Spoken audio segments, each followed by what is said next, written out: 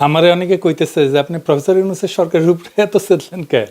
যখন কেউ গণমানুষকে অবজ্ঞা করে, তার ছোট ছোট আকাঙ্ক্ষাকে উপেক্ষা করে, আমার মাথায় আগুন ধরে যায়। আমরা তো এটা আশা করি নাই যে প্রফেসর ইউনূসের সরকার দেশকে সোনায় মুড়াই দেবে, সে কথা বলিও নাই, তারা সেটা পারবেও না।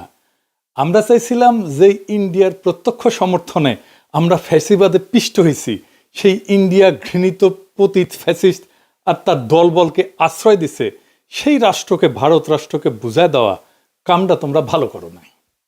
এটা জাতীয় মর্যাদার প্রশ্ন। প্রত্যেক দিন পুশিন করতেছে ইন্ডিয়া। দেখেন এডিটর সাহেব, আপনি পুশিন লিগে সার্চ দেন, দেখেন কয়দিন পর পর কি পরিমাণে পুশিন হইতেছে বাংলাদেশে। আর মোদির ফুয়া, বিএনপির রিকমেন্ডেশনে হওয়া আমাদের পররাষ্ট্র উপদেষ্টা শ্রী শ্রী তৌহিদানন্দ প্রভুপাদ পাকিস্তান হইলে পৌরুষ জায়গায় ওঠে, আর ইন্ডিয়ার পুশিনে নেতায় যায়। আমাদের স্বরাষ্ট্র উপদেষ্টা কয় এটা ইন্ডিয়ার উস্কানি না, মানে ওই বাংলাদেশের উপদেষ্টা না ইন্ডিয়ার উপদেষ্টা, এটাই প্রশ্ন। হাসিনার আমলে কেন পুশিন হয় না? আর কেন হাসিনা ক্ষমতা থেকে চলে গেলে পুশিন শুরু করে ইন্ডিয়া? ইন্ডিয়া দেখেন বাংলাদেশ থেকে পণ্য আমদানিতে নিষেধাজ্ঞা দিছে। ওই মাসে, যে মাসে নিষেধাজ্ঞা দিছে, ওই মাসে প্রায় 18% আমদানি বাড়াইছে বাংলাদেশ। দেখেন, এমনকি এই বছর মে মাসে আইসাও বিবিসি রিপোর্ট করতেছে ইন্ডিয়া থেকে পণ্য আমদানি কমে নাই, বাড়ছে। শুধু তাই না, ইন্ডিয়া থেকে চাল আমদানি করবে সরকার, চুক্তি ফুক্তিও করে ফেলিছে। আর ইন্ডিয়া একের পর এক বাংলাদেশের পণ্য আমদানিতে নিষেধাজ্ঞা দিয়ে যাচ্ছে। পরপর 3 মাসে 3বার নিষেধাজ্ঞা দিচ্ছে। দেখেন, এর মধ্যে মাইলস্টোনের দুর্ঘটনা হইল। ইন্ডিয়া কইল ডাক্তার পাঠাবো, আর আমাদের স্বাস্থ্য মন্ত্রণালয় লাল ফেলাইতে ফেলাইতে ফেলাইতে রাজি হয়ে গেল। আসলো ইন্ডিয়ান ডাক্তার। আমি কইলাম স্বাস্থ্য মন্ত্রণালয়ে, আমাদের ডাক্তারের এই বার্নের রুগীদের কোন চিকিৎসা দিতে পারবে না যেটা ইন্ডিয়ান ডাক্তার দিবে? চুপ করে থাকে, কথা কইতে পারে না, উত্তর নাই তো। কেন তারা কইতে পারে না যে ভাই ধন্যবাদ, আমরা নিজেরাই পারবো? এর মধ্যে পাটাইলে ইলিশ, গতবার আমরা মেলা হাউকাউ করেছিলাম না, সেটা তারা পাত্তাই দেয় নাই। যেন ইলিশ ওদের বাপের, বাংলাদেশ মনে হয় ওদের বাপের জমিদারি। ইন্ডিয়ার ভয়ে থরহরি কম্প এদের। ইন্ডিয়ার সাথে ডিলিংস বাদ দেন, আওয়ামী লীগের মিছিল ঠেকাতে পারে না, এতই অপদার্থ এরা। ইন্ডিয়ার সাথে সম্পর্ক উন্নয়ন করবে, ইন্ডিয়ার সাথে আমাদের সমস্যাটা কি সেটা জিগান উপদেষ্টাদের কইতে পারে কিনা, কোনো ন্যারেটিভ আছে কিনা। হাসনাত আবদুল্লাহ কইছে যে এই সরকারের যে কোনো ব্যর্থতা আমাদের দোষ দেয়, দিবেই তো। এই সরকারকে কে বানাইছে? ওয়াকার, ছাত্ররা আর আসিফ নজরুল। তো দায় নিবা না কেন? পুরা জুলাইকে তো তোমরা মিডিল ক্লাসের ন্যারেটিভ বানাই ফেলছো, যেন মিডিল ক্লাস আর ঢাকা ইউনিভার্সিটির ছাত্ররা জুলাই করেছে। যেহেতু মিডিল ক্লাস এটা একা করে নাই, বেশিরভাগ করছে দরিদ্র প্রান্তিক মানুষেরা, তারা তাই জুলাই দুর্বল হয়েছে, তারা সরে গেছে, তোমরাও দুর্বল হয়েছো। ওই রাজপথের শক্তিটা দূরে সরে গেছে। যাই হোক, এই ইন্ডিয়া প্রসঙ্গে একটা গল্প মাথায় আসলো যে কেন প্রফেসর ইউনূসের সরকারের এত ইন্ডিয়া প্রেম, এত বাম্বু খেয়েও ঠিক হয় না। এক মহিলা তার হাজবেন্ডকে ডিভোর্স দিছে। তো ডিভোর্স দেওয়ার 2 বছর পরে মহিলার পেটে বাচ্চা এসেছে। তো মহিলারা সবাই জিগায় তোমার না ডিভোর্স হয়েছে? তো মহিলা কয় হ্যাঁ হয়েছে, তবে ওই মাঝে মাঝে মাপ চাইতে আসে। তো ইন্ডিয়া মাঝে মাঝে প্রফেসর ইউনূসের সরকারের কাছে মাপ চাইতে আসে। যাই হোক, আজকের বিষয় ছিল নারী আসনে সরাসরি ভোটের বিষয় নিয়ে আলাপ করা। আসেন এটা দেখি, তাইলে দেখবেন আমাদের পলিটিক্যাল পার্টি, প্রফেসর ইউনূসের সংস্কার কমিশন আর এই ঐক্যমত কমিশন কেমন ভালসুন আর মূর্খসুদা। বাংলাদেশের সংসদে এতদিন 50টা নারী কোটার আসন ছিল। তো সংবিধান সংশোধনী কমিশন সেটার বাড়ায় নারী কোটার আসন 100-তে বাড়ানোর সুপারিশ করেছে। এর উপরে এনসিপি আবার দাবি করেছে 100টা নারী কোটা আসনে নির্বাচন সরাসরি ভোটে হওয়া উচিত। মানে মরার উপরে খাড়ার ঘা। আসেন আসলে নারী কোটার আসনে সরাসরি ভোট এটা একটু বুঝে দেখি। প্রথমত আসি নারীদের জন্য আলাদা কোটা নিয়ে। এটা একটা গোত্র বা গোষ্ঠীর আলাদা রিপ্রেজেন্টেশন কখন দরকার হয়? পৃথিবীর ইতিহাসে কি এমন নজির আছে সে আলাদা রিপ্রেজেন্টেশন দিয়া সেই গোত্র করে কি? খায় না মাথায় দেয়? তারা তাদের কোন পলিটিক্যাল এজেন্ডা বাস্তবায়ন করে? এইসব কি এনসিপি ওরা জানে বা সংবিধান কমিশনের ওরা বুঝে? 2টা গোত্রের আলাদা রিপ্রেজেন্টেশনের সবচেয়ে বড় উদাহরণ আমাদের উপমহাদেশে আছে। ঐতিহাসিক বিভিন্ন সংঘাতের কারণে ব্রিটিশ ভারতের মুসলমানরা অনুভব করে যে সংখ্যাগরিষ্ঠ হিন্দুদের সাথে তাদের স্বার্থ এক না, বরং উল্টা। স্যার সৈয়দ আহমেদ খান বিভিন্ন ঘটনা ব্রিটিশ ভারতে হিন্দুদের হরেক রকমের এজিটেশন দেখা এই ব্যাপারে লেখালেখি করে যান। ভারতবর্ষের মুসলমান নেতাদের মধ্যে যেই ঘটনার ফলে এই উপলব্ধি সবচেয়ে গভীরভাবে প্রভাব ফেলে সেটা হইল 1905 সালের বঙ্গভঙ্গ। এর বিপরীতে হিন্দুদের অ্যাগ্রেসিভ রিয়াকশন দেখে আগুন জ্বালাই দিয়েছিল সারা বাংলায়। এর ফলে 1906 সালের ডিসেম্বর মাসে মুসলিম লীগের রাজনৈতিক আবির্ভাব ঘটে, যেটার ইতিহাস আগের এপিসোডে বিস্তারিতভাবে বলছি। মুসলিম লীগ গঠনের আগে 1906 সালের অক্টোবর মাসে ভারতবর্ষের 35 জন গণ্যমান্য মুসলমান নেতা প্রিন্স আগা খানের নেতৃত্বে সিমলাতে ভাইসরয় লর্ড মিন্টোর সাথে দেখা করতে যান। সিমলায় ভাইসরয়ের প্রাসাদ ভাইস রিগাল প্যালেসে এই মিটিংটা অনুষ্ঠিত হয়। সেই মিটিংয়ে মুসলমান নেতারা সর্বপ্রথম ভাইসরয়ের কাছে মুসলমানদের জন্য আলাদা রিপ্রেজেন্টেশনের দাবি উত্থাপন করে। ভাইসরয়ের কাছে মুসলমান নেতারা একটা অ্যাড্রেস ড্রাফট করে উপস্থাপন করে। সেটা ড্রাফট করছিল বিহারের সৈয়দ হোসেন বিলগ্রামি আর উত্তরপ্রদেশের সৈয়দ মীর মেহেদি আলী, যিনি নবাব মোহসিনুল মুলক নামে পরিচিত ছিলেন আর স্যার সৈয়দ আহমেদ খানের ঘনিষ্ঠ বন্ধু এবং উত্তরসূরি ছিলেন। সেই দাবিতে কি বলা ছিল, তার একটা অংশ হচ্ছে, এটা ইংরেজি যেহেতু কইছে তাহলে ঠিকই কইছে, তবে বাংলা এটা হইতেছে মুসলমানরা একটা স্বতন্ত্র সম্প্রদায় যাদের কিছু অতিরিক্ত স্বার্থ আছে যা অন্যান্য সম্প্রদায়ের সাথে মিলে না, বরং এইসব স্বার্থ যথাযথভাবে প্রতিনিধিত্ব পায়নি। এর ফলে সিমলা ডেপুটেশনে মুসলমান নেতারা ভাইসরয়কে জানায় যে সামনে ব্রিটিশ ভারতের যেই নতুন সাংবিধানিক রিফর্ম বা সংস্কার আইন আসতেছে সেইখানে যেন মুসলমানদের জন্য সেপারেট ইলেক্টোরেট বা আলাদা ইলেক্টোরেট থাকে। অর্থাৎ মুসলমানরা ভোট দেবে মুসলমান আসনে, হিন্দুরা ভোট দেবে হিন্দু আসনে। এটার একটা নাম ছিল রোয়েদাদ।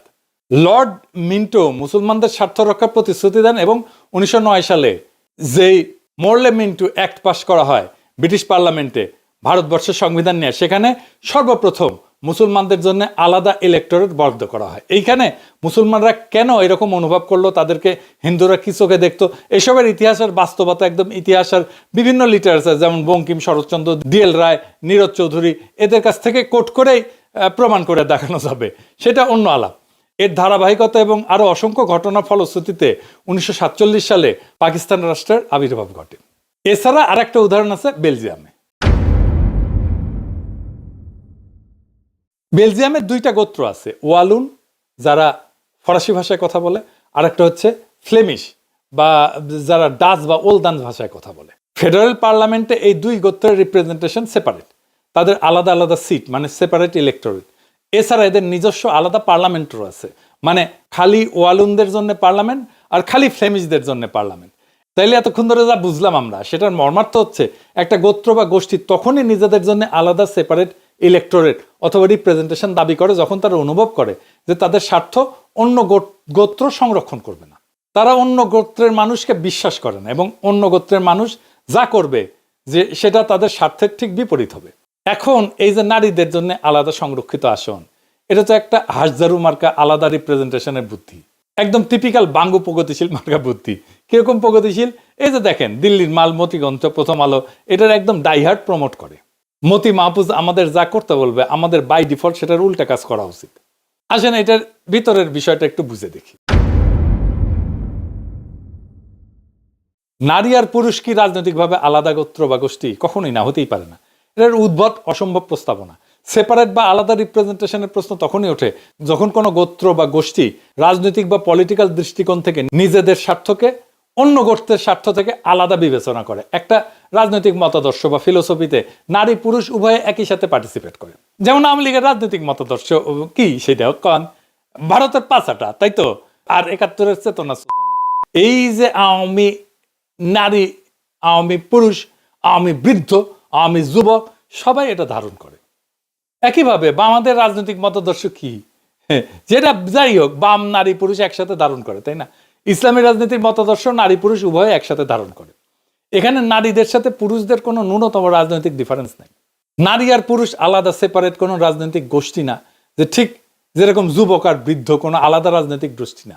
কাউকে কি কোশ্মিন কালেও কোনো প্রস্তাব আনতে শুনছেন যে বৃদ্ধদের জন্য আইনসভাতে আলাদা সিট লাগবে, 40 থেকে 50 বছর বয়সের জন্য আলাদা সিট লাগবে, 20 থেকে 30 বছর বয়সের জন্য আলাদা সিট লাগবে? না, শুনেন নাই। তো এটা বলার সময় আমার ভয় লেগেছে যে কওয়া যায় না বাঙ্গুলেন তো সবই সম্ভব, হয়তো সামনে কেউ এরকম দাবি তুললেও তুলতে পারে, অথবা আর এরকম উদ্ভট দাবি উঠতে পারে। যেমন যে সমস্ত মেয়েদের চুলের রং সোনালি আর ব্রুনেট, যাদের চুলের রঙের গাঢ় বাদামি, তাদের জন্য আলাদা আলাদা সিট লাগবে।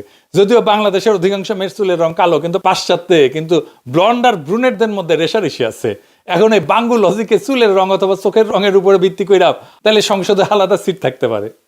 নারীদের রাজনৈতিক পরিচয় আর স্বার্থ কি পুরুষদের থেকে আলাদা? না, একদম না। আমি একজন নারী, ভারতীয় আওয়ামী বাম দালাল, যেমন লাকি আক্তারকে যেরকম অপছন্দ করি, সেই একই রকম ভাবে অপছন্দ করি পুরুষ অমিপিয়াল আর এই যে হিজরা নাকি মুন্নিশা অনেকে কয়। তো এখানে নারী পুরুষ হিজরা তো ম্যাটার না।